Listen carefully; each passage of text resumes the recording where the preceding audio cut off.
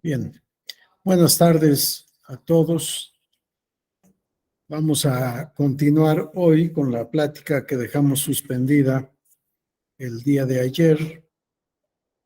Hablábamos de los antecedentes del Tribunal Electoral. Estuvimos comentando respecto de la tesis Iglesias y tesis Vallarta en materia de juicio de amparo. Leímos algunos párrafos de la argumentación de uno y otro de por qué sí debería de ser procedente el juicio de amparo para poder controvertir elecciones en los estados de la República e incluso en los municipios.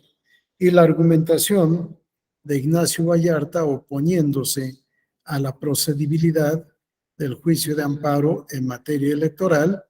Por una parte, porque la Corte, aducía él, no tenía esta competencia expresa, y por la otra, porque había que respetar la soberanía de los estados de acuerdo al sistema federal establecido en la Constitución de 1857. Finalmente, la que prevalece es la tesis Vallarta, la improcedencia del juicio de amparo en materia política y en especial en materia electoral. Esta jurisprudencia, establecida por la Suprema Corte a finales del siglo XIX, fue la que prevaleció al final de cuentas a principios del siglo XX y casi durante todo el siglo XX. En 1920 se estableció una tesis de jurisprudencia brevísima, pero categórica en esta materia. El título: Derechos políticos, improcedencia. El texto: la violación de los derechos políticos no da lugar al juicio de amparo porque no se trata de garantías individuales. Esta tesis de jurisprudencia es de principios del siglo XX, en la década de los 20, 1920, 1921. Sí, y contundente, no más allá de 2 renglones: la violación de los derechos políticos no da lugar al juicio de amparo porque no se trata de garantías individuales. Y la tesis de que solo las garantías individuales, previstas por supuesto en la Constitución, eran las que se podían proteger mediante el juicio de amparo en términos de los artículos 103 y 107 de la Constitución. Otra tesis de jurisprudencia, con el título Derechos políticos, estableció lo siguiente: si bien la Corte ha establecido que contra la violación de los derechos políticos es improcedente el amparo, tal jurisprudencia se refiere a los casos en que se pida la protección federal contra autoridades que ejercitan funciones políticas y cuyos actos se relacionen directa y exclusivamente con la realización de de derechos de la misma naturaleza, pero no puede aplicarse a los casos en que se pida amparo contra determinaciones judiciales que imponen una pena que si bien puede afectar derechos políticos, también puede afectar garantías individuales. Y esta nueva tesis de jurisprudencia hizo que durante toda la quinta época de la Suprema Corte de Justicia de la Nación haya habido, dice algún autor, un movimiento errático en esta materia. Dependiendo de quién era el actor o quejoso, dependiendo de quién era la autoridad responsable, se admitía o no se admitía el juicio de amparo. Aunque en términos del artículo 73 de la Ley de Amparo de 1936, se estableció claramente en la Ley de Amparo la improcedencia del juicio en materia política y electoral. Las fracciones séptima y octava de esta Ley de Amparo de 1936 estableció: el juicio de amparo es improcedente, fracción séptima, contra las resoluciones o declaraciones de los organismos y autoridades en materia electoral. Fracción octava, contra las resoluciones o declaraciones del Congreso Federal o de las cámaras que lo constituyen, de las legislaturas de los estados o de sus respectivas comisiones o diputaciones permanentes en elección, suspensión o remoción de funcionarios, en los casos en que las constituciones correspondientes les confieran la facultad de resolver soberana o discrecionalmente. Sí, primero en la jurisprudencia, después en el texto de la Ley de Amparo de 1936 y actualmente en la vigente Ley de Amparo se ha establecido la improcedencia del juicio de amparo en materia electoral. Por eso, lo que ayer les comentaba del título de mi trabajo, los derechos políticos del ciudadano al amparo y desamparo del juicio de amparo. Porque primero, con la tesis Iglesias, sí procedía el juicio de amparo. Después, con la tesis Vallarta, se declaró improcedente. Y luego, con las leyes de amparo que han estado vigentes a partir de 1936, la improcedencia del juicio de amparo en materia electoral ha sido literal, ha estado prevista en la ley. Y así prevaleció durante mucho tiempo en el siglo XX, hasta que la reforma política de 1977 instituyó en el artículo 60 de la Constitución el recurso de reclamación ante la Suprema Corte de Justicia de la Nación en contra de los actos del colegio electoral de la Cámara de Diputados. Por supuesto, en la calificación de la elección de diputados. No procedía el recurso de reclamación para controvertir actos del colegio electoral de la Cámara de Senadores, y mucho menos para controvertir actos de la Cámara de Diputados erigida en colegio electoral para poder calificar la elección de presidente de la República. Estamos hablando de 1977. Se estableció en el artículo 60, de acuerdo al decreto del Poder Revisor Permanente de la Constitución, de fecha 1 de diciembre de 1977, publicado en el Diario Oficial de la Federación el inmediato día 6 de diciembre de 1977, se estableció en el artículo 60: procede el recurso de reclamación ante la Suprema Corte de Justicia de la Nación contra las resoluciones del Colegio Electoral de la Cámara de Diputados.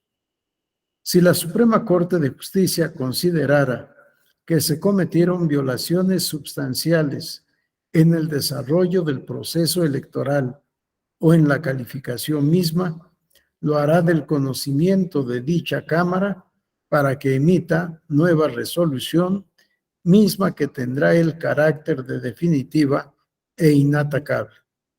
La ley fijará los requisitos de procedencia y el trámite a que se sujetará este recurso.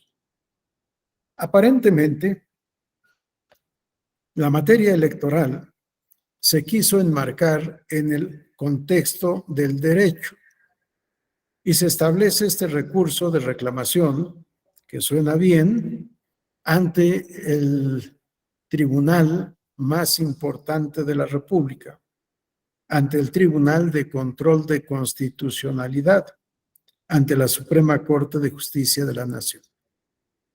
A pesar de que se le dio el calificativo de recurso Y a pesar de que la competencia para conocer y resolver de este recurso era la Suprema Corte de Justicia de la Nación, no se le dio la atribución de resolver como tribunal jurisdiccional que es, como órgano jurisdiccional, y menos se le respetó como Suprema Corte de Justicia que es.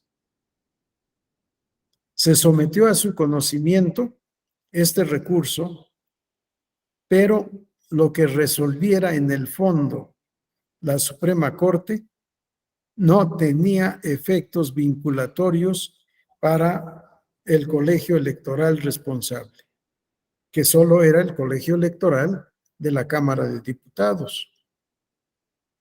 ¿Qué es lo que preveía este precepto constitucional?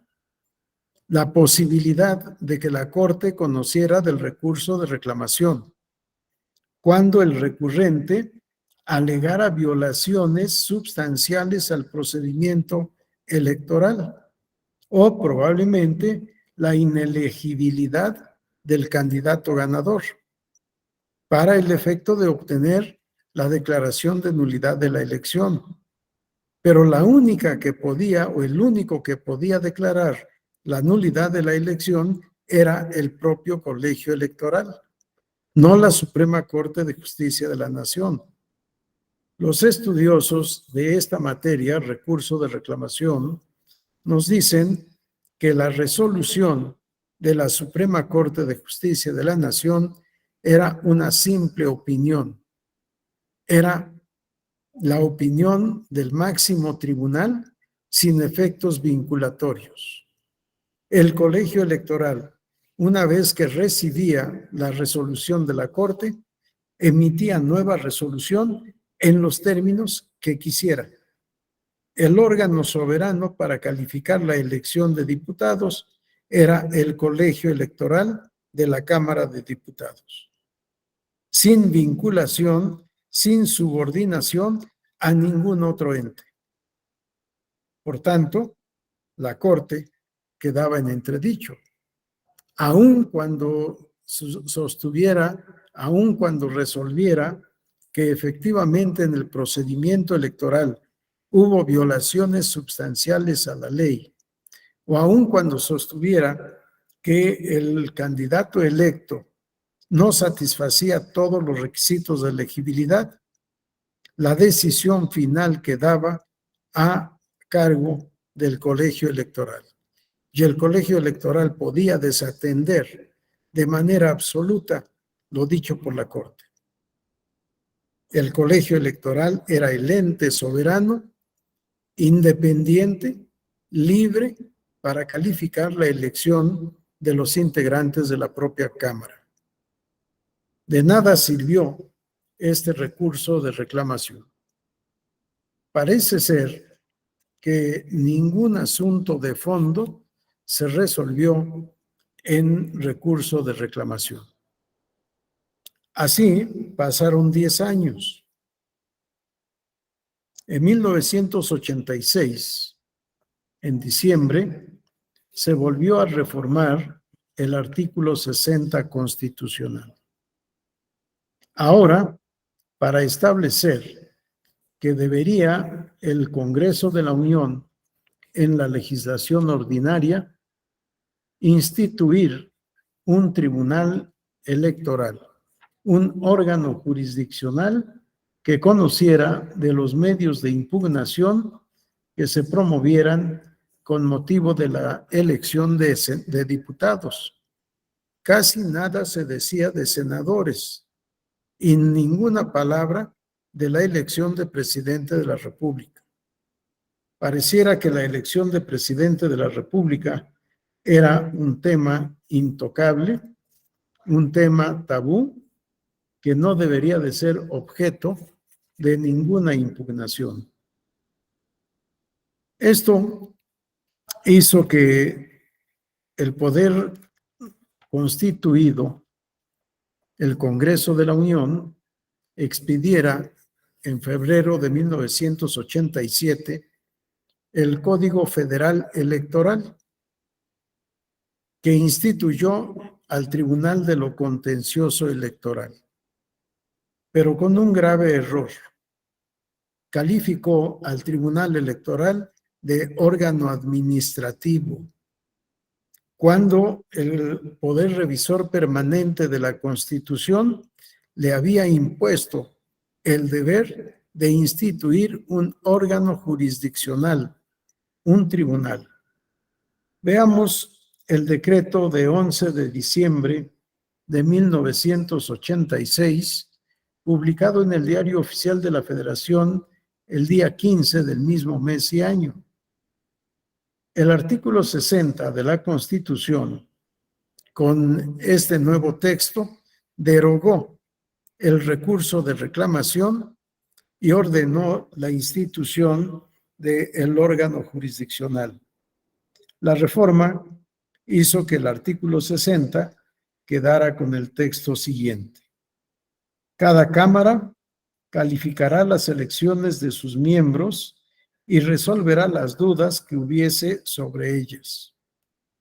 El colegio electoral de la Cámara de Diputados se integrará con todos los presuntos diputados que hubieran obtenido constancia expedida por la Comisión Federal Electoral, tanto con los electos por el principio de votación mayoritaria relativa como con los electos por el principio de representación proporcional.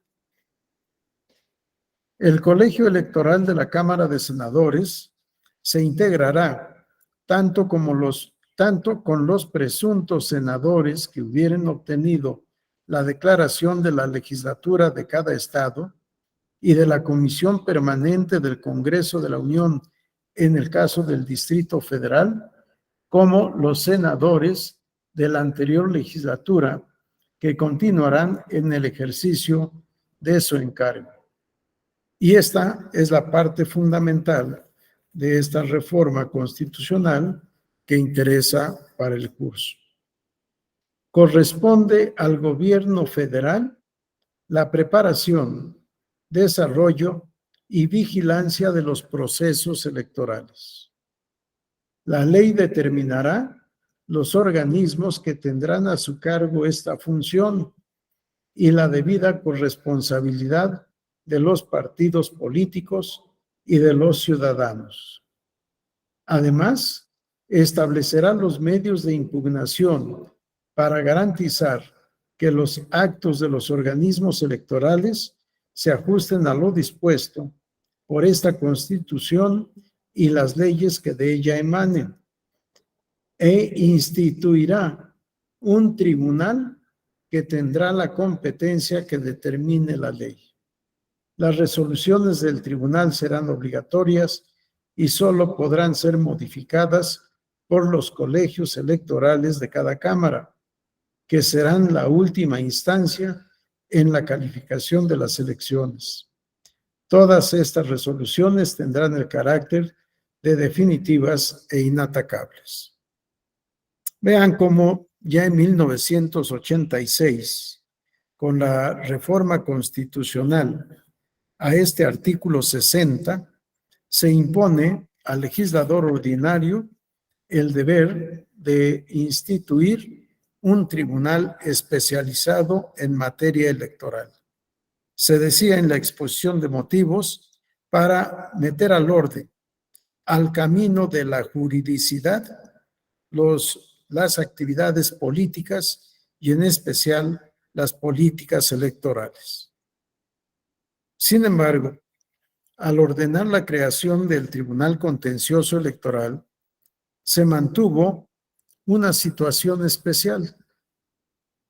La última instancia en la calificación de las elecciones sería el colegio electoral.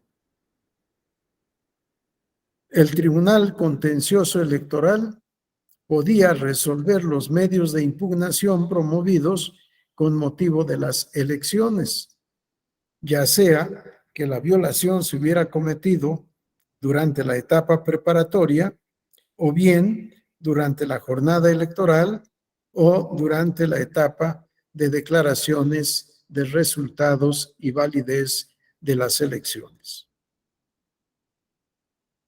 La declaración de validez de las elecciones era una función que desempeñaban los propios diputados electos. Por eso la denominación autocalificación. Los electos se reunían, calificaban su elección y evidentemente se declaraban bien electos, bien expedida la constancia de mayoría y, por supuesto, acreedores a obtener sus distintivos y credenciales como diputados de la República, como diputados electos, con independencia del principio aplicable. Si algún partido político no estaba de acuerdo, podía impugnar bien el desarrollo de la etapa preparatoria, bien el desarrollo de la jornada electoral o el escrutinio y cómputo o incluso el cómputo distrital. Todo el sistema de impugnaciones y de nulidades estaba en torno de la elección de diputados al Congreso de la Unión. Para nada había interferencia o intervención en la elección de senadores y en la elección de presidente de la República. Y todavía declaró el Poder Revisor Permanente de la Constitución: las resoluciones del tribunal serán obligatorias y solo podrán ser modificadas por el colegio electoral de cada cámara, que será la última instancia en la calificación de las elecciones. Como podemos advertir, se tornó biinstancial la calificación de las elecciones. Una primera instancia, recurso de queja ante el Tribunal de lo Contencioso Electoral. Segunda instancia, ante el Colegio Electoral, cuyas resoluciones por disposición constitucional eran definitivas y firmes, eran inimpugnables. Lo que dijera el Tribunal Electoral era la verdad legal que debería de aceptarse, salvo por el Colegio Electoral. El Colegio Electoral tuvo libertad absoluta para modificar o revocar las sentencias del Tribunal Contencioso Electoral. A pesar de que el Tribunal Contencioso Electoral, integrado por una sola sala con competencia en todo el territorio nacional, y esta sala, integrada por 7 magistrados propietarios y 2 supernumerarios, era una integración de juristas, todos académicos de la Facultad de Derecho de la Universidad Nacional Autónoma de México y abogados egresados, académicos también, egresados de la Escuela Libre de Derecho. Así quedó la primera integración. El trabajo fue estrictamente jurídico. Se trató de hacer un trabajo jurídico limpio, sin interferencias políticas, sin criterios políticos, sino todo conforme a derecho. Secretarios de estudio y cuenta, secretarios auxiliares, magistrados, todos nos pusimos a estudiar la legislación constitucional y la legislación electoral para saber qué y cómo resolver. Al Tribunal Contencioso se le dio competencia para conocer del recurso de apelación en la etapa preparatoria de la elección y el recurso de queja para promover la controversia a fin de impugnar o el desarrollo de la jornada electoral o algunos actos de la etapa preparatoria o el desarrollo de la jornada electoral o el escrutinio y cómputo o bien los resultados que fuesen dados por el Consejo Distrital correspondiente, por la Junta Distrital correspondiente en el cómputo de la elección. Cómputo de la elección de mayoría relativa, insisto, solo aplicable a diputados. Adelante, Jesús Andrés. Buenas tardes, doctor. Buenas tardes, compañeros. Buenas tardes. Diplomantes. Se me figura, antes que nada, qué bueno que ya todo es historia, ¿no? Porque finalmente se me figura, y dicho sea con todo respeto para las instituciones, érase algo como ahora la Comisión de Derechos Humanos, era una recomendación, nada más lo que salía del tribunal. Finalmente se constituían los colegios como juez y como parte, ¿sí? Y literalmente hacían la función de un tribunal de alzada, porque independientemente de los recursos que se ejercieran, quien tenía la última palabra, pues eran los legisladores, ¿no? ¿Sí? Yo creo que qué bueno que la ciencia jurídica ha evolucionado y que ahora podemos estar incluso los compañeros y con usted, doctor, hablando de lo que, vuelvo a repetir, solamente ya es historia, ¿sí? Esa es mi pequeña participación. Gracias. Gracias, Jesús. Y ojalá se quede en la historia. Sí, porque estamos viviendo un momento difícil de posible reforma que nos regrese cuando menos 50 años atrás. Yo espero que no, que esto se quede efectivamente en la historia. Bueno, ese fue el primer tribunal. Ninguna sentencia de las que dictó el Tribunal Electoral en 1988 en la elección de diputados, senadores y presidente de la República, obviamente no había competencia para controvertir la elección de presidente de la República, sí la de senadores, aunque esto no estaba literalmente previsto en la ley.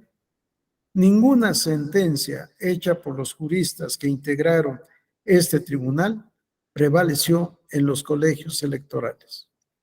El colegio electoral era un ente soberano con libertad absoluta para tomar o no en cuenta lo que haya dicho el Tribunal Contencioso Electoral.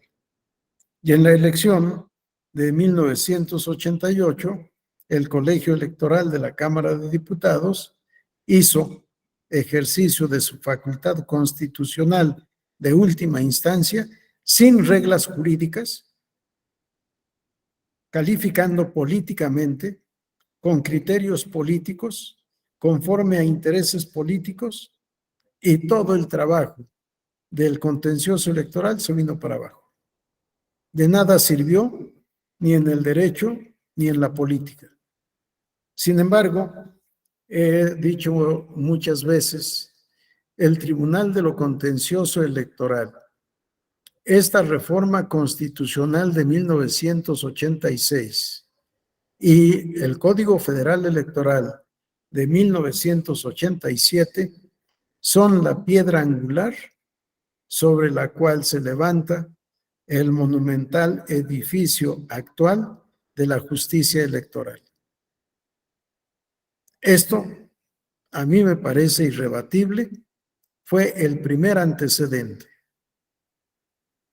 Don Ignacio Burgoa, ilustre jurista, gran abogado, gran maestro, criticó, yo creo que más que con la mente, aunque también con la mente, más con el hígado, a este tribunal. Y escribió un librito titulado Dialéctica sobre el Tribunal de lo Contencioso Electoral. Y de manera peyorativa le tituló Tricoel. Y dijo, entre sus conclusiones, nada más les voy a leer sus conclusiones. Su creación del Tribunal del Contencioso Electoral, más que una necesidad democrática, obedeció a un propósito político circunstancial que ha dejado de existir por razones fácilmente comprensibles y cuya referencia rebasaría los límites temáticos y problemáticos de este opúsculo. Y dijo en alguna otra parte de su trabajo que por inanición el Tribunal Contencioso Electoral iba a desaparecer, iba a morir, que no tenía antecedentes en la historia de México y que no iba a tener consecuentes, que iba a ser un ejercicio único, aislado, sin más allá. Su crítica fuerte tiene muchos aspectos jurídicos importantes que habría que analizar, que habría que revisar y en su caso rebatir. Pero también este estudio es parte de la historia, un librito que casi nadie conoce, publicado en 1988, y una carta del mismo maestro don Ignacio Burgoa, que tituló Epílogo sobre el folleto Dialéctica sobre el Tribunal de lo Contencioso Electoral, Tricoel, bastante fuerte, criticando al tribunal y su actuación. Y les dijo a los magistrados que deberían de devolver a la hacienda pública lo que habían cobrado durante todo ese tiempo, porque su trabajo era un trabajo inútil, no era trabajo de juristas, no tenía ninguna trascendencia, que por dignidad renunciaran al cargo.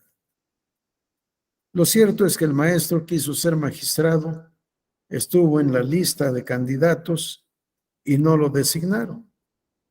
Y molesto, escribió estas líneas que quedaron impresas y quedaron en ese librito que seguramente estará en algunas bibliotecas.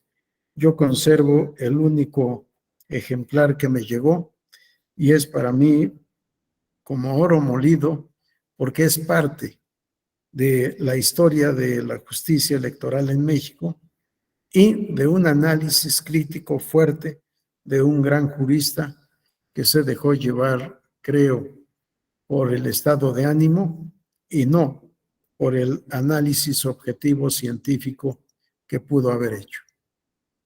Después del Tribunal de lo Contencioso Electoral, que debió haber cerrado sus puertas en noviembre de 1988 para volver a entrar en actividades, para volverse a instalar en 1991, el tribunal siguió trabajando.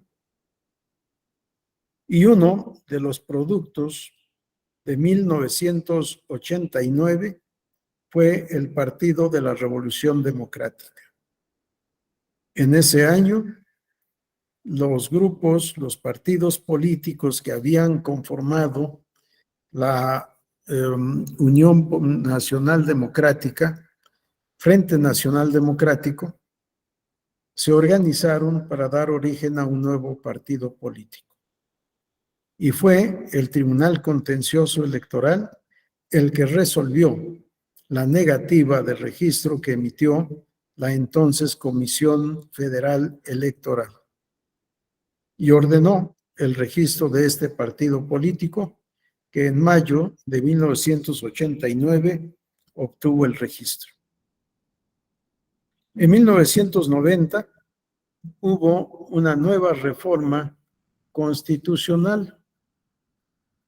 Se había advertido la ineficacia del Tribunal de lo Contencioso Electoral, no por culpa del tribunal, sino de acuerdo a las circunstancias, a las críticas y también, por supuesto, a el descontento de algunos partidos políticos y la propuesta de otros de avanzar sobre esta materia y establecer un nuevo tribunal electoral. Y así fue como por reforma de 1990, reforma, entre otros, a los artículos 41 y 60 de la Constitución, se crea el Tribunal Federal Electoral. Fue por decreto de 4 de abril de 1990, publicado en el Diario Oficial de la Federación el día 6 de abril de 1990, en donde se instituye desde el texto constitucional un tribunal electoral. Cuando se expide, en agosto de 1990, el Código Federal de Instituciones y Procedimientos Electorales, se organiza en el contexto de este código el Tribunal Federal Electoral. El Tribunal de lo Contencioso Electoral, les decía, estaba integrado con una sola sala, 7 magistrados propietarios, 2 supernumerarios. Los supernumerarios tenían la función de instruir, de substanciar todos los recursos, apelación y queja. Y los propietarios, en pleno, de los 7, debiendo estar siempre una mayoría para poder sesionar válidamente, era la que resolvía. Con el Tribunal Federal Electoral, instituido en 1990, se organiza en 5 salas regionales. Una denominada Sala Central, con 5 magistrados propietarios y 2 suplentes, y 4 salas foráneas, con 3 magistrados, las salas foráneas, y un magistrado supernumerario. 3 propietarios, un supernumerario. Cada una de las salas, yo llamo a todas regionales, porque cada una debería de tener competencia territorial en cada una de las 5 circunscripciones electorales plurinominales en que se dividía el territorio nacional y la población nacional para la elección de diputados de representación proporcional. Las 4 salas foráneas, una con sede en Durango, otra en Guadalajara, otra más en Jalapa y otra en Toluca. Las 4 salas foráneas eran temporales. Solo se instalaban al inicio del procedimiento electoral federal correspondiente y entraban en receso una vez concluido el procedimiento electoral. Estaban en funciones alrededor de 10 u 11 meses. La sala central era permanente y en caso de elecciones extraordinarias, la sala central tenía competencia en todo el territorio nacional. En época de elecciones ordinarias, cada sala regional tenía competencia espacial en su ámbito de circunscripción plurinominal, pero si había anulación de elecciones, si había elección extraordinaria, era la sala central la que tenía competencia para conocer de los recursos que se promovieran con motivo de esa elección extraordinaria, sin importar en dónde hubiese estado esa elección anulada. Y al igual que en 1986-87, se dejó a los colegios electorales de las cámaras y, por supuesto, a la Cámara de Diputados erigida en colegio electoral para calificar la elección de presidente de la República, se dejó a los colegios electorales como última instancia en la calificación de las elecciones. Pero ya con una limitante. Solo podría el colegio electoral modificar o revocar una sentencia de las salas del tribunal si estuvieran dictadas contra derecho, si hubiera violaciones jurídicas en el dictado de la resolución. Consecuencia, los colegios electorales de las cámaras de diputados y senadores no modificaron una sola sentencia de todas las que fueron dictadas por las 5 salas regionales del Tribunal Federal Electoral. Seguía siendo la última instancia, pero ahora, para poder revocar o modificar una sentencia del tribunal, tenía que hacer un estudio jurídico, hacer una resolución debidamente fundada y motivada para poder revocar o modificar una sentencia del Tribunal Electoral. En el artículo 60 de la Constitución reformada en 1990, se estableció: las resoluciones del Tribunal Electoral serán obligatorias y solo podrán ser modificadas o revocadas por los colegios electorales mediante el voto de las 2/3 partes de sus miembros presentes, cuando de su revisión se deduzca que existen violaciones a las reglas en materia de admisión y valoración de pruebas y en la motivación del fallo, o cuando éste sea contrario a derecho. Yo me quedo solo con la última parte, que es la parte fundamental y que abarca todo lo demás. Si la sentencia fue contraria a derecho. ¿En qué parte? Ya se vería en qué parte. ¿En qué momento procesal? También se podría advertir. Pero si la sentencia fuera dictada contra derecho, podría ser modificada o revocada por los colegios electorales. Pero insisto, para esto habría necesidad de un buen estudio jurídico a fin de que procediera la modificación o la revocación. Reitero, ninguna de las sentencias dictadas por las 5 salas regionales del Tribunal Federal Electoral en la elección de 1991 fue motivo de modificación o revocación. A diferencia del 88, aquí prevalecieron todas las sentencias emitidas por las salas del Tribunal Federal Electoral. Se había dado ya un gran paso. No era un tribunal independiente desde el punto de vista jurisdiccional, porque sus sentencias estaban sometidas a la revisión de los colegios electorales. Sin embargo, para su modificación o revocación, se requería demostrar que fueron dictadas contra derecho para que el colegio electoral pudiera no atender esa sentencia y modificarla como considerara pertinente. Esta historia duró muy poco tiempo, porque nuevamente en 1993 se reforman los artículos 41 y 60 de la Constitución para establecer un nuevo sistema electoral. Ya habíamos visto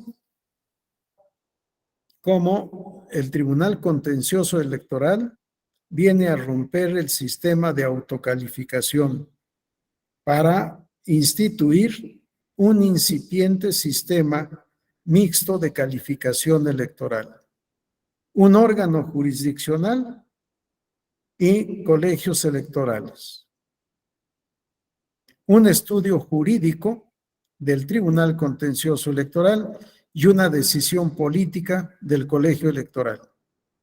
Era un híbrido incomprensible y este sí que no podía subsistir por mucho tiempo. Con la reforma de 1993 se instituye un nuevo sistema electoral. Adelante, Jesús.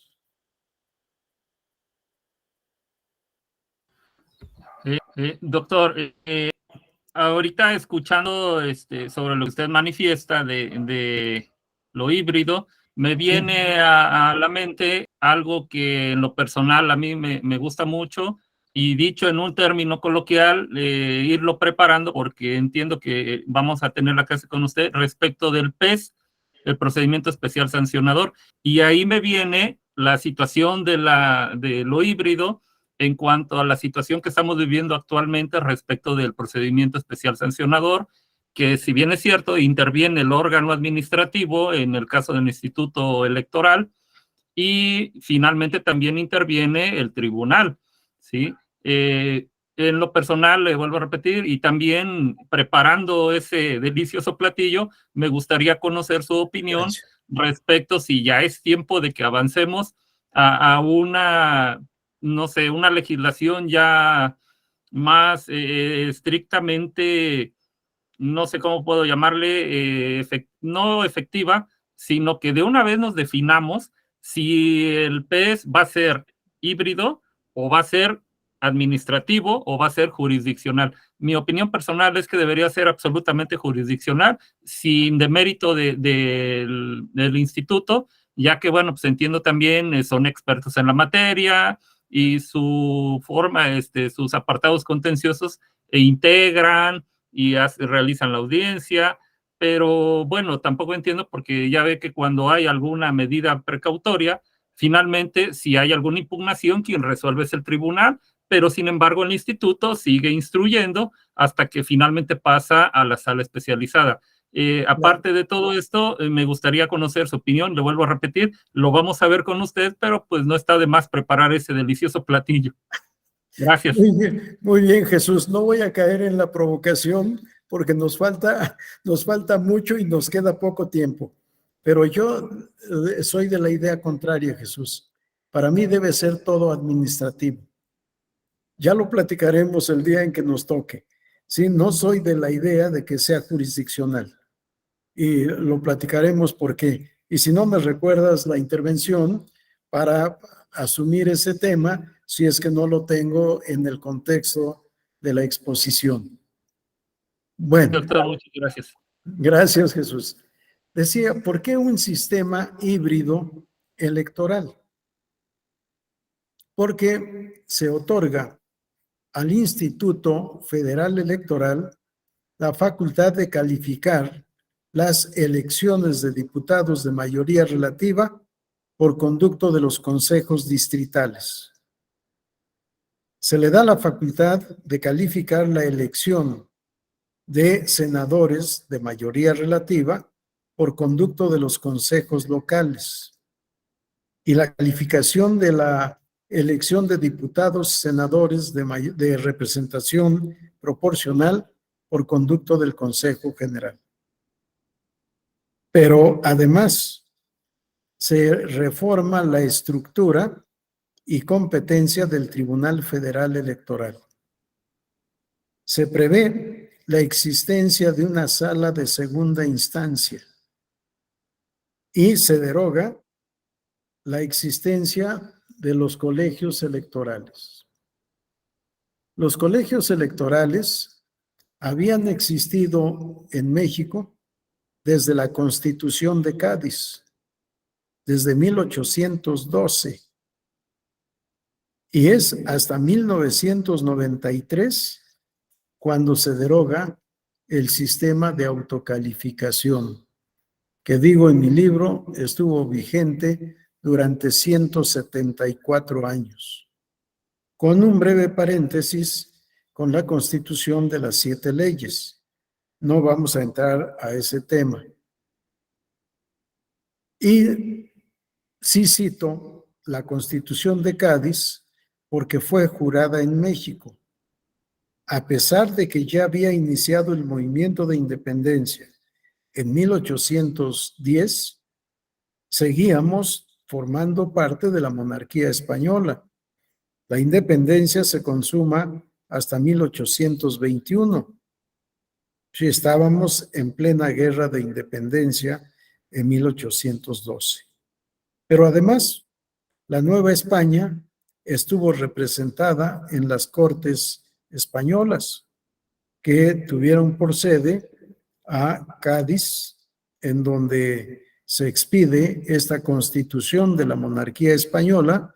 Se dice la primera constitución liberal del mundo, que establece una monarquía constitucional con división de poderes. Y les digo, es jurada en México y se cumple también en México. Por tanto, para mí la historia electoral de México empieza desde 1812 e incluso antes, con la convocatoria para elegir diputados a las Cortes Españolas.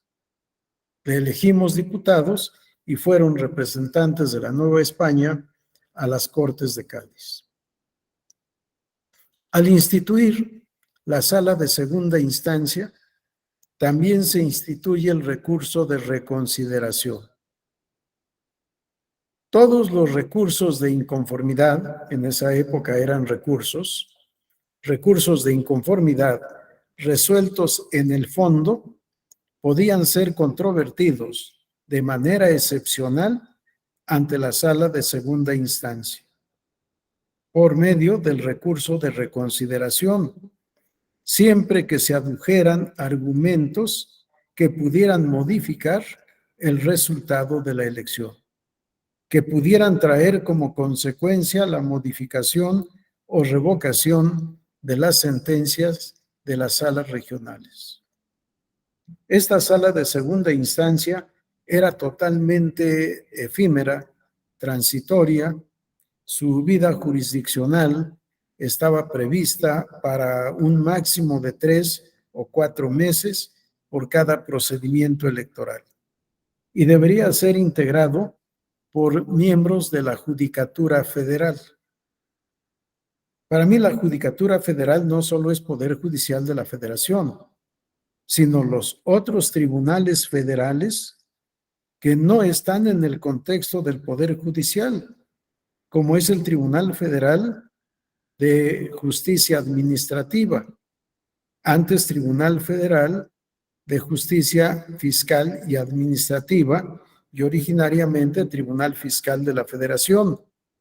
Pero también está la Junta Federal de Conciliación y Arbitraje, el Tribunal Federal de Conciliación y Arbitraje, el Supremo Tribunal Agrario, en fin, varios tribunales que no estaban en el contexto del Poder Judicial y que para mí deberían de ser tomados en cuenta para integrar esta sala de segunda instancia.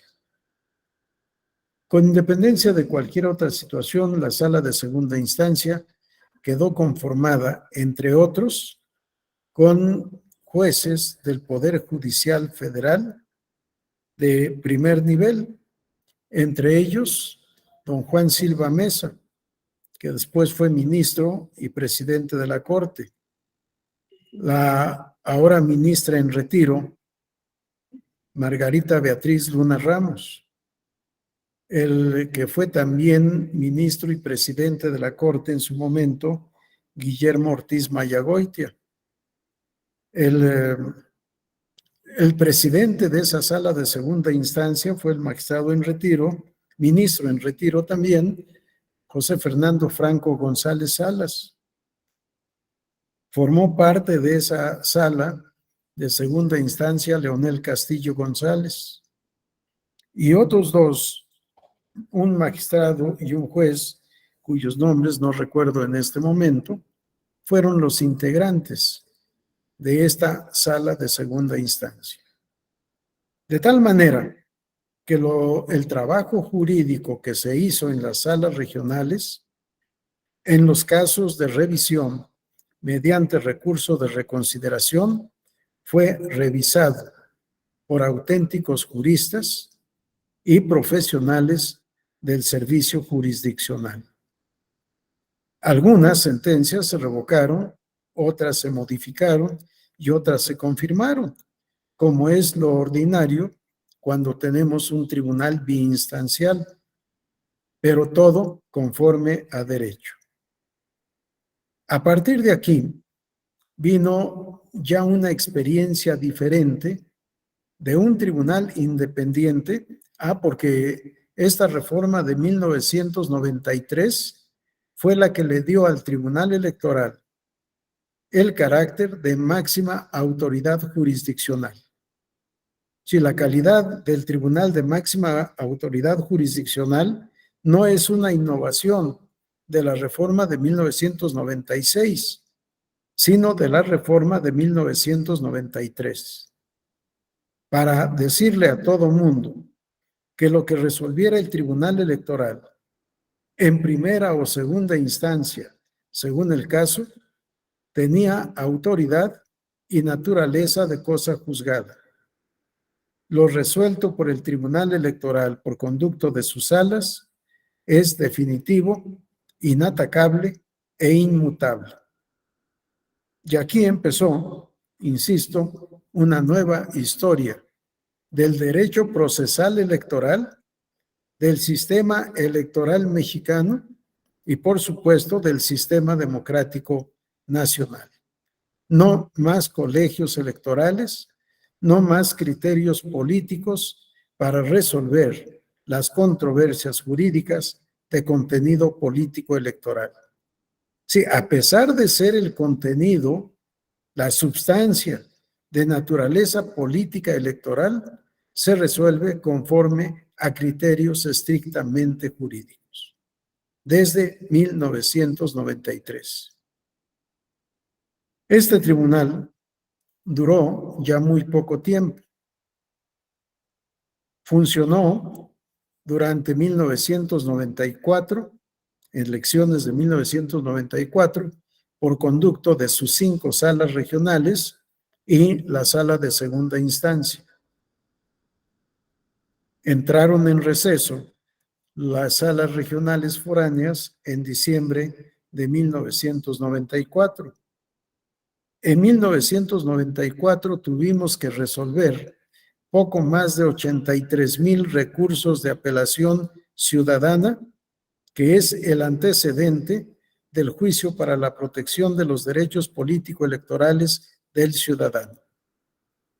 Todo con motivo de la elaboración del padrón electoral, de la elaboración y entrega de las credenciales para votar con fotografía y, por supuesto, de la conformación de las listas nominales de electores. Más de 83,000 asuntos que tuvimos que resolver en la etapa preparatoria en más o menos un mes y medio. Era un trabajo extraordinario, pero por supuesto atractivo y atrayente. Yo fui designado magistrado de sala regional en 1990, adscrito a la segunda circunscripción plurinominal con sede en Durango, y fungí con ese carácter en 91, parte de 1993 y todo 1994.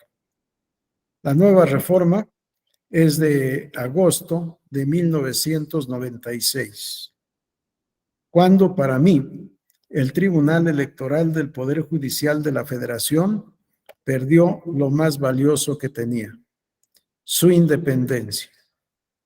Fue incorporado al Poder Judicial de la Federación, para mí, de manera indebida e innecesaria. Algún ministro presidente de la Suprema Corte de Justicia de la Nación dijo en alguna ocasión que el Tribunal Electoral es un chipote mal pegado al Poder Judicial. Y en algún congreso, estando presente este ministro, yo les dije que si era un chipote mal pegado, con lo cual yo coincidía, que lo urgente era despegarlo, separarlo del Poder Judicial. Esta ha sido mi postura permanente como académico. En 1996, en los primeros meses, yo estuve como coordinador académico en el Centro de Capacitación Judicial Electoral, el antecedente de esta Escuela Judicial Electoral. Y en 1990 quise ser magistrado del Tribunal Federal Electoral, del nuevo. No alcancé el cometido, presenté mi renuncia al centro de capacitación, me retiré, mi goce de licencia me duró creo que 2 o 3 días, porque eso fue el 31 de octubre de 1996, El 2 de noviembre me estaba llamando don José Luis de la Pesa, que en paz descanse, para decirme, es probable que yo sea presidente del tribunal, te invito a ser secretario general de acuerdos. Le dije que no, pero esta será una historia que les platique en otra ocasión. Con esta reforma de 1996 se incorpora el Tribunal Electoral al Poder Judicial de la Federación y se respeta su carácter de máxima autoridad jurisdiccional en la materia y se le agrega órgano especializado del Poder Judicial de la Federación.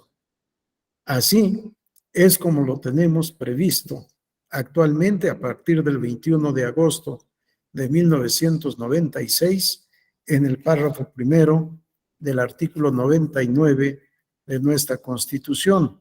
Se reformó también el artículo 94 para establecer que el Poder Judicial de la Federación se deposita en una Suprema Corte de Justicia de la Nación, en un tribunal electoral y actualmente en plenos regionales, en tribunales colegiados de circuito, en tribunales colegiados de apelación y en juzgados de distrito. Pero la situación del tribunal electoral permanece inamovible desde esa época, desde 1996. Se previó la existencia de este nuevo tribunal, ahora incorporado al Poder Judicial de la Federación, con una estructura nueva, una sala superior y 5 salas regionales. Una sala regional por cada circunscripción electoral plurinominal. Salas regionales que en principio eran última instancia en la materia electoral en el conocimiento del recurso de apelación en la etapa preparatoria de la elección y primera instancia en el juicio de inconformidad en materia de elección de diputados y senadores electos por el principio de mayoría relativa. Desde la reforma de 1996 se reservó para la Sala Superior el conocimiento de la elección de presidente de la República, tanto para los medios de impugnación, juicio de inconformidad, como para llevar a cabo el cómputo nacional de la elección y para calificar la elección. Esto ya lo veremos también en su momento cuando hablemos del ámbito de competencia del tribunal. Las salas regionales se instalan o se deben instalar de manera temporal en su origen en cada una de las 5 circunscripciones electorales plurinominales. Eran temporales, pero por un desaguisado personal interno del tribunal, en 2005, se presentó una controversia, inició como consulta, una consulta de los magistrados de salas regionales a la Suprema Corte de Justicia de la Nación, preguntándoles si su pago como magistrados era nada más durante el tiempo que estuvieran en funciones las salas regionales o si se les debía pagar todo el tiempo como magistrados que eran. Esto era sabido desde 1991. El receso no era solo funcional, sino también nominal. Dejábamos de prestar servicio como magistrados y desaparecíamos de la nómina del tribunal. Cada quien volvía a sus actividades o bien buscaba actividades con ingresos, actividades remuneradas para poder superar las necesidades de la vida. Con esta consulta La Suprema Corte de Justicia de la Nación no contesta la consulta, sino que ordena que a los magistrados de salas regionales se les pague todo el tiempo de su nombramiento como magistrados que son, porque la magistratura, el nombramiento era permanente y por tanto debería también de manera permanente pagarse la remuneración correspondiente. Y eso hizo que de facto se volvieran permanentes las salas regionales. Con la reforma de 2008 se vuelven ya salas permanentes y así se mantiene, pero además se crean 2 salas regionales más. No, esto fue hasta 2014, perdón. Se vuelven permanentes con la reforma de 2007 y se crean 2 salas regionales más con la reforma de 2014. Si revisamos la Ley Orgánica del Poder Judicial de la Federación, vamos a encontrar que el artículo 164 establece, de conformidad con el artículo 99 de la Constitución Política de los Estados Unidos Mexicanos, el Tribunal Electoral es el órgano especializado del Poder Judicial de la Federación y con excepción de lo dispuesto en la fracción segunda del artículo 105 de la propia Constitución, la máxima autoridad jurisdiccional en materia electoral. Artículo 165. El Tribunal Electoral funcionará en forma permanente con una sala superior, 7 salas regionales y una sala regional especializada. Las sesiones de resolución jurisdiccional serán públicas. Sí, estas 2 salas regionales se adicionan por la reforma de 2014 y con la reforma de 2014 se crea la sala regional especializada.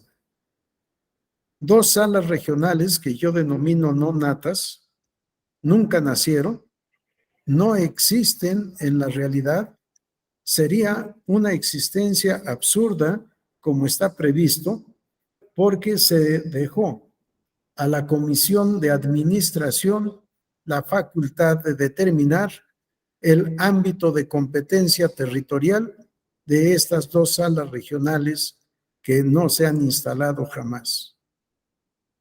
La sala regional especializada no es sala regional, es una sala nacional, pero para no hacer reforma constitucional, le llamaron sala regional y ahí está funcionando. Ya veremos su ámbito de competencia en su oportunidad. Por lo pronto, dejamos la estructura del tribunal, la estructura jurisdiccional, de esa manera. Formalmente, 7 salas regionales de circunscripción. En la realidad, solo 5 salas regionales instaladas y en funciones permanentemente, que la materia electoral se ha ido tornando compleja y cada vez hay mucho más medios de impugnación que no solo requieren la permanencia de estas 5 salas, sino quizá una revisión de su estructura para aumentar en donde haya necesidad de aumentar. La sala Jalapa es una de las salas que más trabajo tiene todo el año, todos los años. Entre otras, por las elecciones por usos y costumbres en el estado de Oaxaca, que tiene más de 500 municipios. Y varios temas más, por supuesto. Y ahora, los temas de organización de los ciudadanos, constitución de partidos políticos nacionales, partidos políticos locales, agrupaciones políticas nacionales y agrupaciones políticas locales, fiscalización, financiamiento, en fin, el universo de competencia del Tribunal Electoral se ha ampliado muchísimo en el ámbito electoral.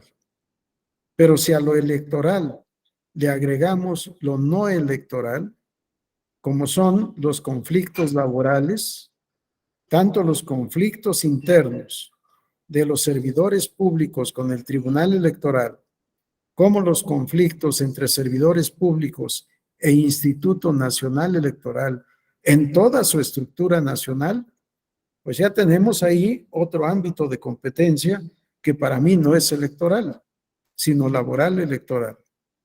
Y a esto ahora le agregamos a partir de 2014 el contencioso electoral o contencioso administrativo o administrativo sancionador. Pero todavía más, ahora agregamos conflictos con motivo de las instituciones de democracia participativa, consulta popular, revocación de mandato e iniciativa legislativa de los ciudadanos. Y todavía más, el ámbito del derecho parlamentario.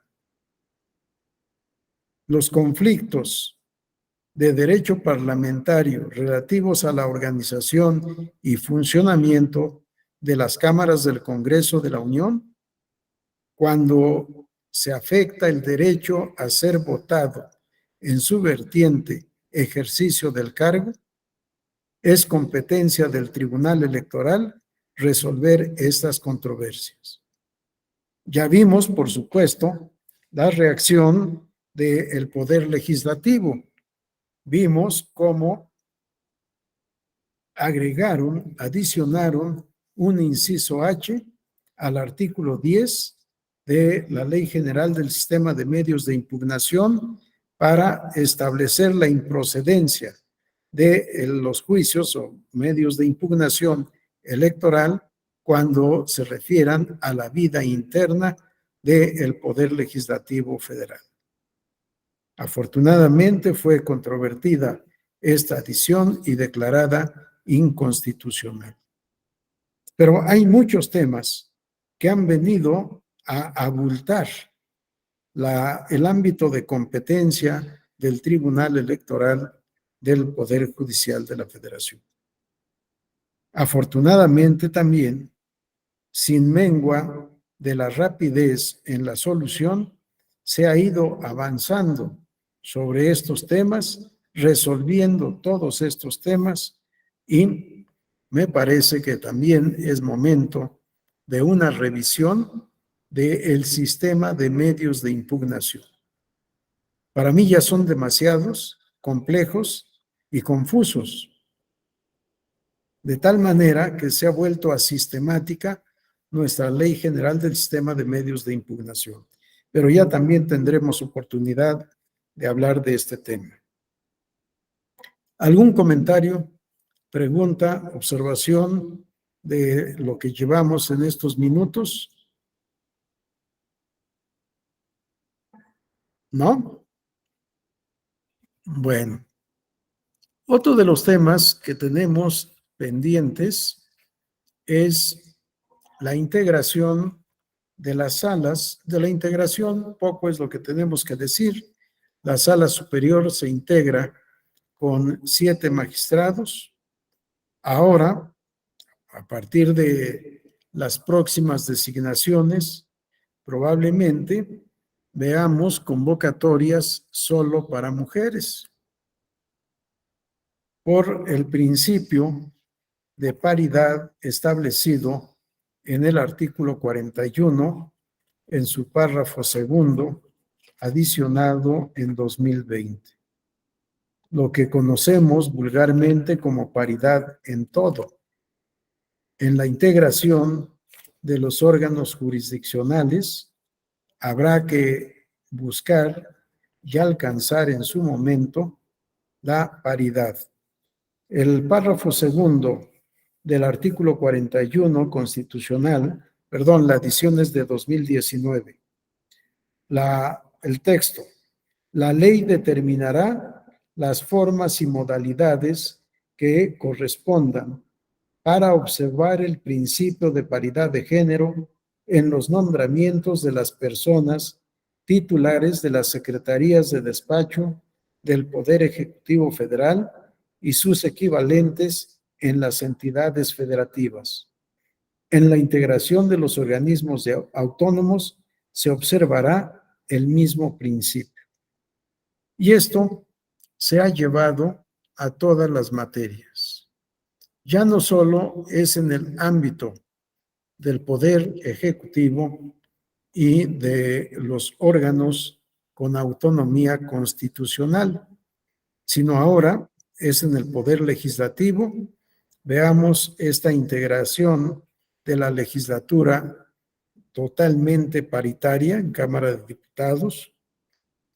Veamos la tendencia de la paridad en todas partes y que seguramente provocará que en las próximas convocatorias para designar magistrados electorales de sala superior se lleve a esa tendencia.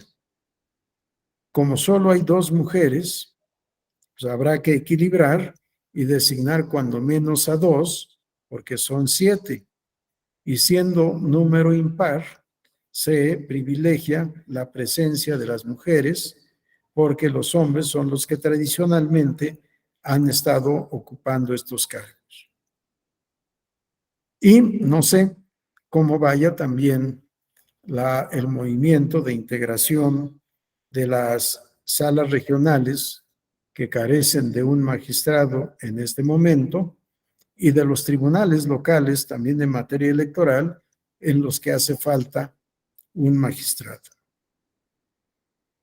En la integración de las salas superior y regionales no existe la figura o la institución del magistrado supernumerario. En mi opinión, debe existir. Para mí, y lo digo con todo respeto, no es correcto que un secretario integre sala por ministerio de ley. El secretario no deja de ser secretario. Se incorpora como magistrado para las sesiones de resolución y el resto del tiempo sigue siendo secretario. En realidad, ¿hay paridad en el voto? El secretario en funciones de magistrado se siente libre, se puede sentir libre, independiente, para poder votar conforme a su convicción. Me parece que no. Pero además, para ser secretario no se requiere lo mismo que para ser magistrado. Para mí, debemos de reinstituir la magistratura supernumeraria. O bien, crear 1 o 2 salas auxiliares, no salas regionales sin región. Es un absurdo. 7 salas regionales. Si solo existen 5 circunscripciones, ¿cómo vamos a tener 7 salas regionales? Si la Comisión de Administración va a determinar el ámbito de competencia territorial de las salas, estamos en una situación de desigualdad legal, porque las otras salas regionales es la ley a la que les fija ámbito de competencia territorial y sede de funciones. ¿Cuál es la ciudad sede en donde se deben instalar? En estas otras 2 salas regionales, todo está imprevisto y no se han instalado o no se instalaron en su momento por problemas presupuestales, por falta de presupuesto. Y ya de ahí ha venido por inercia, sin instalación, sin nombramiento. No hay nombramientos de estos magistrados. Reitero, para mí se debe modificar la estructura del Tribunal Electoral. Instituir 1 o 2 salas auxiliares. Que estas salas auxiliares se encarguen de apoyar a las salas regionales con mayor cúmulo de trabajo. Y que de estas salas regionales surja el magistrado que supla la vacante, que supla al magistrado que ha provocado una vacante en alguna de las salas. Sí, para que no sea el secretario el que ocupe este cargo. Y lo digo con todo respeto para los secretarios. Yo estuve en el Tribunal Electoral durante 29 años en la función jurisdiccional. De esos 29 años, durante 13 años fui secretario, 16 años magistrado, pero fui 10 años secretario en el Tribunal Fiscal de la Federación.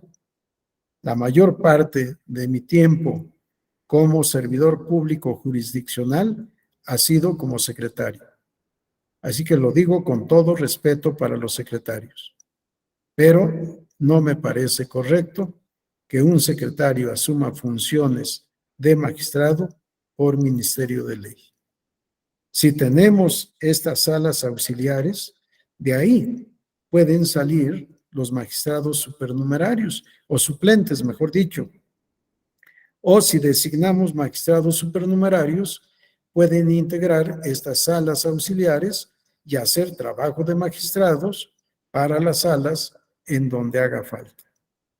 Pero lo primordial, para mí, se debe devolver al Tribunal Electoral la independencia que tenía hasta antes de 1996. Se debe hacer lo mismo que se hizo con los tribunales electorales locales. Los tribunales electorales locales no forman parte del Poder Judicial de la entidad federativa a la que corresponde. Tienen autonomía constitucional. Así debe ser el Tribunal Federal, con autonomía constitucional, sin formar parte del Poder Judicial. Y yo voy más allá. Yo hablo de la estructura orgánica de un poder electoral. Abandonar el sistema tripartita de división de poderes y crear el poder electoral, integrado por el Tribunal Federal Electoral, el Instituto Federal Electoral, los partidos políticos nacionales, la Fiscalía con autonomía constitucional, Fiscalía para Delitos Electorales y la ciudadanía. Y además propongo crear una Procuraduría de la Defensa de los Derechos Políticos del Ciudadano. ¿Qué es lo novedoso en esta estructura? Solo la Procuraduría de Defensa de los Derechos Políticos del Ciudadano. La Fiscalía ya existe, el Tribunal ya existe y el Instituto ya existe. Los partidos políticos ya existen y los ciudadanos también. No es crear más burocracia, no es sangrar más el presupuesto, salvo con esta Procuraduría de Defensa de Derechos Políticos del Ciudadano. Es simplemente una organización con entes de autoridad, con autonomía constitucional. Partidos políticos tal como existen, tal como son, pero con menos financiamiento público. El financiamiento público que se les da obedeció a que ellos pagaban, los partidos políticos, cuando menos el 50 o 60% de su presupuesto anual a las concesionarias de radio y televisión para poder hacer propaganda por estos medios.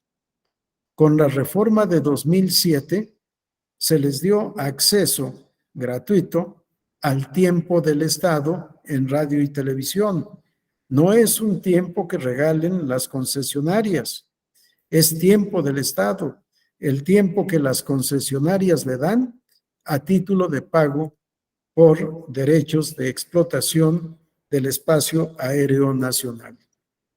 No pagan impuesto en dinero, pagan impuesto en especie, en tiempo de transmisión por sus canales y estaciones de radio y televisión. Bien, no se trata de hacer un nuevo aparato, sino solo de sistematizar lo que ya existe, salvo la Procuraduría de Defensa de los Derechos Políticos del Ciudadano. Esto, por supuesto, Es un ideal, ya empezamos en los estados, ya llevamos un avance, ojalá a nivel federal se logre también. Y cuando digo Instituto Federal Electoral, no me equivoco. Soy partidario del federalismo y en especial del federalismo electoral. Para mí es insultante llamar OPLES a los institutos electorales locales, a pesar de que así está en la Constitución. Qué distinto es decir OPLE Veracruz, como se autodenominaron mis amigas y amigos consejeros de Veracruz, y se los dije a ellos, a escuchar Instituto Electoral y de Participación Ciudadana del Estado Libre y Soberano de, que agréguenle el nombre que quieran. Esto realmente es parte del federalismo. Es anticonstitucional lo previsto en el artículo 116 de la Constitución en su fracción cuarta, al imponerle a los estados el deber de ajustar toda su normativa constitucional y su normativa legal a lo previsto en las leyes generales electorales, leyes expedidas por el Congreso de la Unión, que ahora legisla también para los estados y municipios. Eso es anti o inconstitucional. Una federación está integrada por estados libres y soberanos en todo lo que hace a su régimen interior, no la reforma de 2014. Leo la fracción cuarta. De conformidad con las bases establecidas en esta Constitución y las leyes generales en la materia, las constituciones y leyes de los estados en materia electoral garantizarán que, si de acuerdo a las bases de esta Constitución y en las leyes generales. ¿Y quién expidió las leyes generales? El Congreso de la Unión. El Congreso de la Unión tiene facultades para legislar para los estados y municipios. En una federación, no. La Suprema Corte de Justicia de la Nación, para vergüenza de la Judicatura, ha declarado constitucionales estas leyes generales, todas las leyes generales. Y habla en su jurisprudencia de un nuevo orden jurídico nacional que está por encima de la legislación federal, de la legislación local y del sistema jurídico municipal. Esto es inconcebible en una sana lógica en un sistema federal. Para mí debemos regresar a el federalismo. Uno de los desórdenes se pudo advertir en Puebla en la elección extraordinaria de gobernador. El Instituto Nacional Electoral asume la facultad que correspondía originariamente al Instituto Electoral del Estado para organizar la elección extraordinaria de gobernador y elecciones extraordinarias en 5 municipios del Estado en donde se declaró la nulidad de sus elecciones. Como todo lo organizó el Instituto Nacional Electoral, pues no podía someterse a la competencia del tribunal local. El tribunal local devino ineficaz, infuncional, porque como toda la elección la organizó el Instituto Nacional, pues tenía que ser el Tribunal Federal o el Tribunal Electoral del Poder Judicial de la Federación el que conociera de las impugnaciones. Y el derecho de los justiciables de ser oídos y vencidos en juicio en el tribunal competente de su estado, ¿en dónde quedó? Pero además, ¿por qué medio iban a impugnar ante salas regionales? Porque así se acordó por sala superior, ante salas regionales, las conductas antijurídicas motivadas por estas elecciones extraordinarias. porque en el sistema ordinario, en elección de ayuntamientos, tienen los interesados la instancia local, tienen la instancia federal ante salas regionales y tienen todavía el recurso de reconsideración ante sala superior. Pero si todo lo organiza el Instituto Nacional, no queda más que la instancia de las salas regionales que sin fundamento alguno se constituyen en primera instancia local y la sala superior también sin fundamento en sala superior, sala de alzada o sala de apelación mediante el recurso de reconsideración. Si pueden, revisen ese caso de Puebla y verán todo el desorden procesal que se tuvo que generar. Claro, la sala superior algo tenía que hacer para garantizar el acceso a la impartición de justicia electoral. No podía quedarse con las manos cruzadas y hasta el momento en que llegara una impugnación, decidir qué hacer. Si la impugnación la conocería el tribunal local o el tribunal federal. En fin, tenemos que revisar mucho de la materia electoral. Una reforma bien pensada, bien analizada, bien programada, hace falta. Pero una reforma electoral seria, no caprichos, no ocurrencias. Sí, debemos de hacer las cosas en serio para poder mantener el sistema democrático que mucho ha costado alcanzar. El sistema democrático electoral de México es ejemplo en el mundo. Cuando hace pocos años no podíamos pararnos en el ámbito internacional para hablar de derecho electoral, porque nadie creía en el sistema electoral mexicano.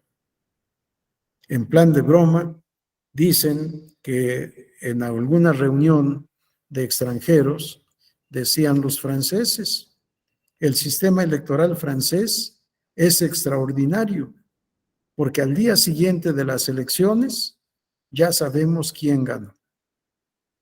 Y el norteamericano decía, para nosotros todavía mejor, porque el resultado de las elecciones las conocemos en la noche del día de la jornada electoral.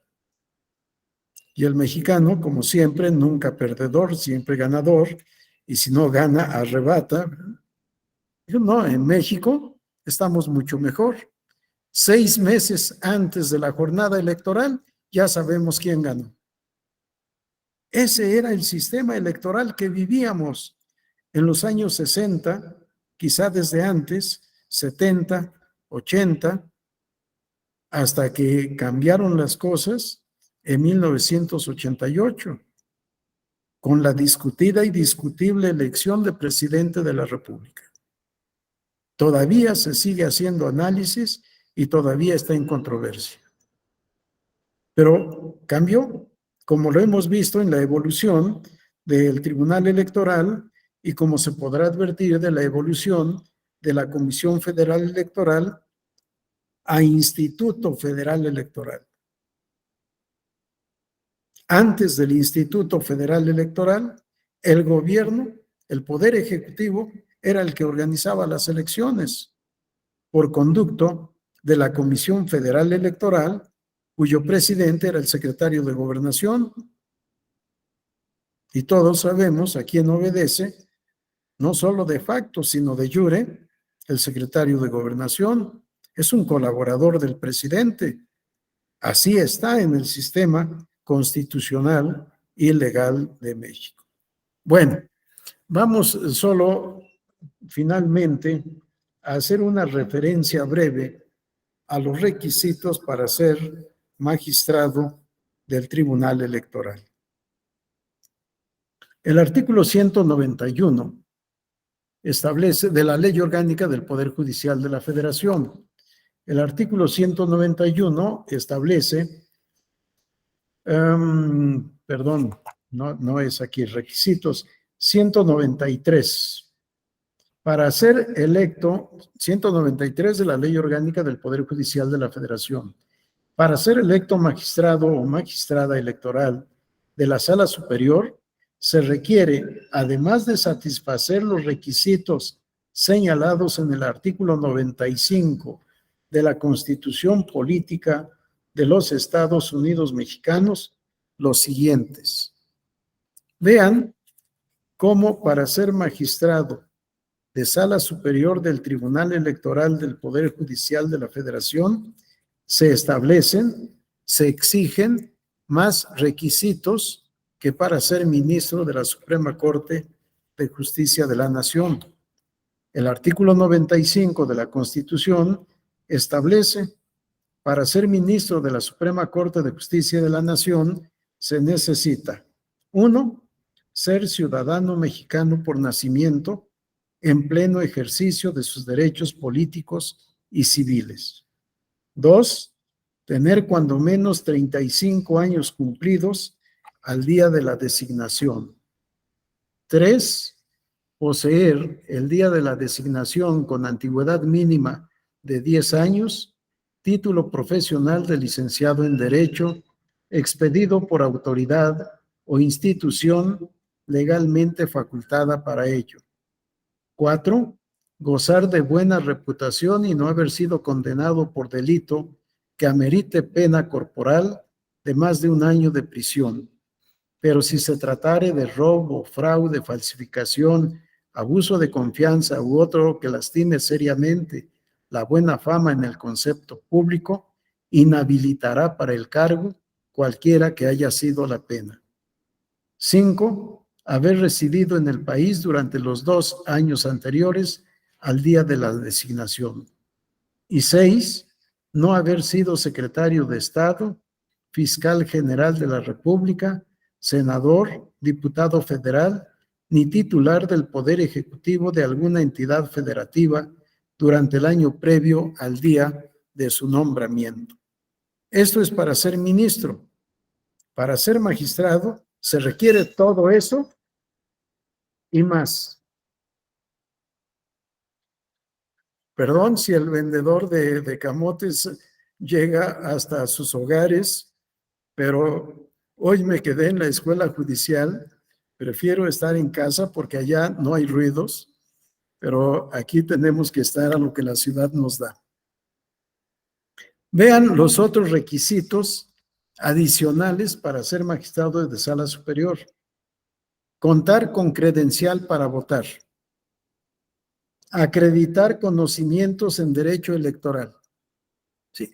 Nadie examina a los candidatos a ministros de la Corte y, sin embargo, a los aspirantes a magistrados de sala superior sí se les somete a examen para poder determinar si conocen o no el derecho electoral, si tener conocimientos en derecho electoral.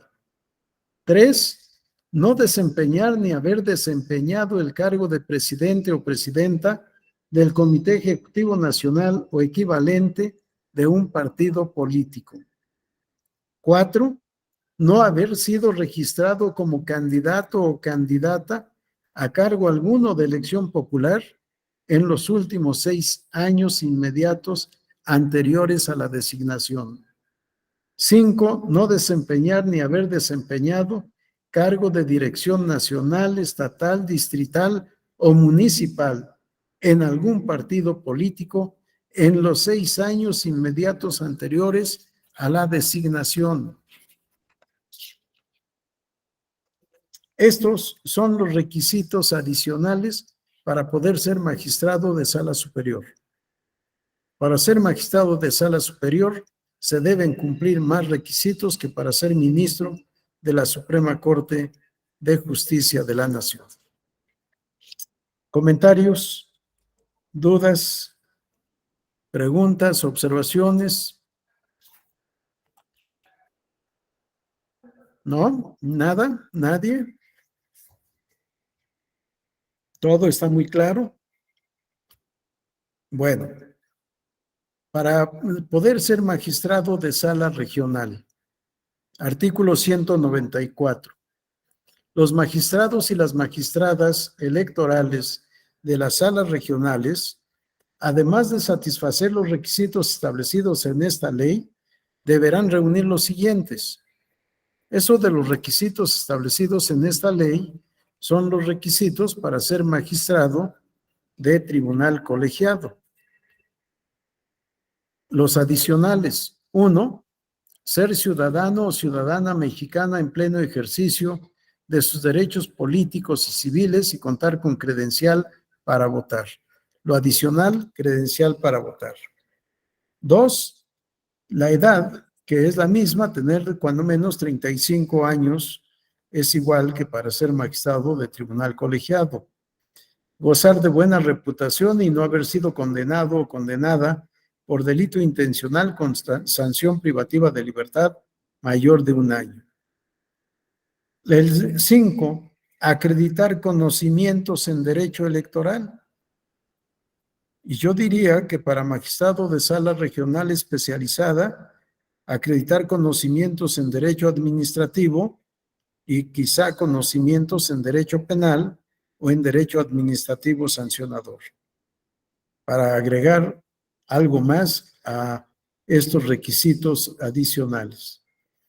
No desempeñar ni haber desempeñado cargo de presidente o presidenta de Comité Ejecutivo Nacional o equivalente en un partido político, no haber sido registrado candidato o candidata a cargo alguno de elección popular en los últimos 6 años inmediatos anteriores a la designación, y no desempeñar ni haber desempeñado cargo de dirección nacional, estatal, distrital o municipal en algún partido político en los 6 años inmediatos anteriores a la designación.